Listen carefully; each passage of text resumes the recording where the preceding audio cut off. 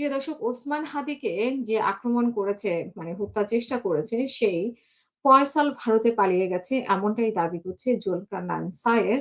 তার ফেসবুক পেজে অনেক কিছুই উনি তথ্য প্রমাণ সহ তুলে ধরার চেষ্টা করছেন।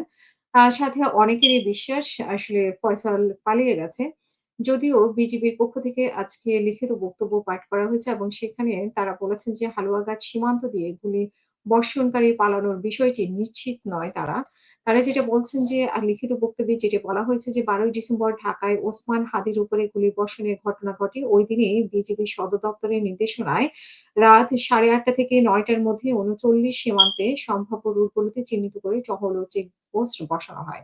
পরদিন শনিবার পুলিশ ও বিজিবির যৌথ অপারেশনের মাধ্যমে সন্দেহভাজন হিসেবে শেরপুরের নালিতাবাড়ী উপজেলার অবস্থানরত ফিলিপ সান্যালের নামের এক ব্যক্তিকে আটক করার পরিকল্পনা করা হয়। অভিযুক্ত ব্যক্তিরা অঞ্চলটি নিয়ে ভারতে পালানোর ফিলিপ ভালো বলতে পারে। তবে ফিলিপকে পাওয়া যায়নি। ফিলিপের স্ত্রী ডেল্টা চিরান এবং শ্বশুর ইয়ারসন রংডি এবং মানব পাচারকারী লুইস ল্যাংমিনজো কে আটক করে জিজ্ঞাসাবাদের জন্য বারুমারি ইউপিতে আনা হয়েছে।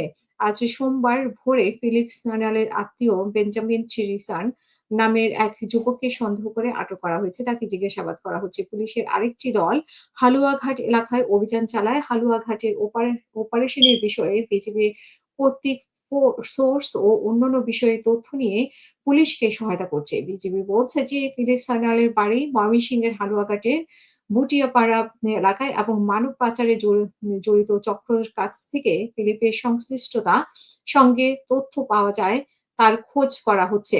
এবং সংবাদ সম্মেলনে বিজিবির সেক্টরে কমান্ডারের সরকার মোহাম্মদ মোস্তাফিজুর রহমান বলেন যে হাতির উপরে গুলি বর্ষণকারী ময়মনসিংহ সীমান্তে ব্যবহার করে ভারতে পালিয়ে গেছে কিনা তা পুরোপুরি এখনো নিশ্চিত হওয়া যাচ্ছে না। যদি অভিযুক্ত ব্যক্তিরা সীমান্ত পার হয়ে থাকেন তাহলে ফিলিপ সান্যাল ভালো বলতে পারবেন এবং ফিলিপ সান্যালকে আটক করা গেলে পুরো বিষয়টি নিশ্চিত হওয়া যাবে। কিভাবে যোগাযোগ করা হয়েছে, কত টাকা লেনদেন হয়েছে, ওপারে কাদের সঙ্গে যোগাযোগ করা হয়েছে এবং আদৌ পাচার হয়েছে কিনা তা জানা যাবে।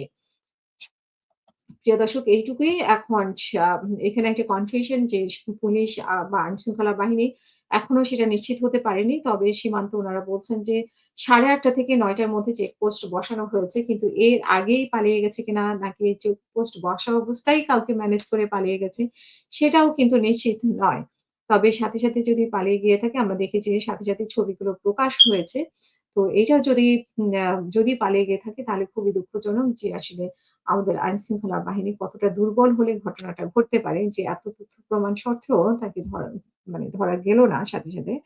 আ সো যদি ৮:৩০ টার আগেই পালিয়ে যায়, তো সেখানে তো আসলে যেহেতু ৮:৩০ থেকে চেকপোস্ট বসানো হয়েছে, তো ৮:৩০ টার আগেও তো তারা পালিয়ে যেতে পারে। এমন কিন্তু প্রশ্ন থেকে যায়। সো আমরা কিন্তু কেউই নিশ্চিত হয়ে বলতে পারছি না আ যে আসলে দেশে আছে না পালিয়ে গেছে। অনেকেই বলার চেষ্টা করছে যে দেশে আছে, আবার অনেকেই কনফার্ম হয়ে বলছেন যে দেশের বাইরে গেছে। তো এখন সময় বলে দিবে আসলে দেশে আছে না পালিয়ে গেছে।